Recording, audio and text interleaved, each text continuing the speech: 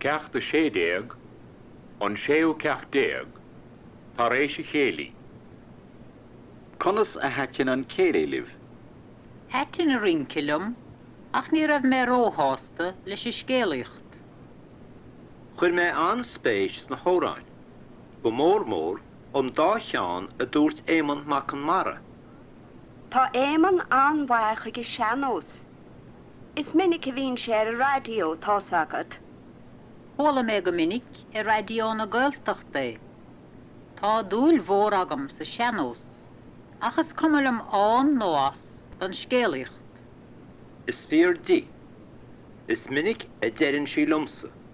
Go mín a nummer go cur síos an tua agus anmhithe sna sean scéalta. Agus bíon cuid bhacha páistúil freisin. Beidir go bhfuil cuidin cheart agat. Ach tá chéard féin ag an scéalaí. Agus nóí, más fíor gur bé séal na túise a léiritir inta ní híine sin. Ní mór a chinamh, go míocht na scéalta sin an nethir sin néirin, sal raibh caithead mhór ná baile mór sa tír. Se, agus is sama údar mór a bhna I héthar litríachta scéalta ón méleides.